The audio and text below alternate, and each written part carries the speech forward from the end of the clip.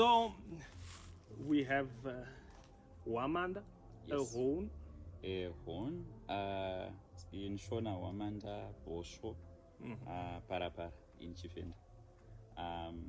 Because it's an instrument you find quite a lot in Shona Venda music, Pedi music as well.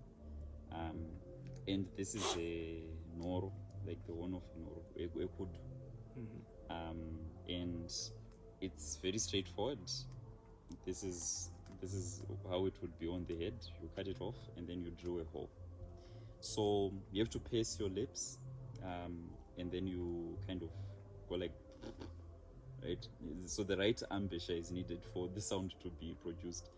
So I forgive me if it sounds really bad for like the first few attempts. We are eagerly waiting. I don't even know how to blow it. But let's see if we can make a sound.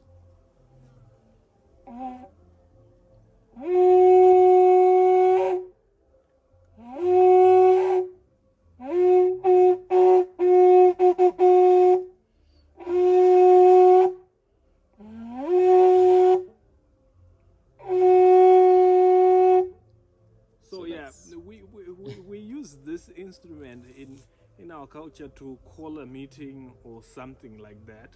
Yes. Or for celebration, like when you are doing a celebratory song, it's like mururu and muridzo, meterwa, Hwamanda. Yeah.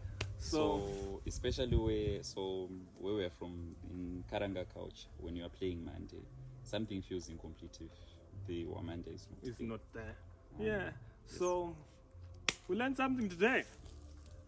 Funny thing, I have a song called Ridza Muridzo, Mururu kana Hwamanda, but I absolutely do not know how to play the Hwamanda. So I mean, yeah, now you kind of get the gist. But yeah, that was Hwamanda from Asva Kalanga, or Kalanga, some people would call us. I'm Africa, you are Africa, and together we are Africa. Q!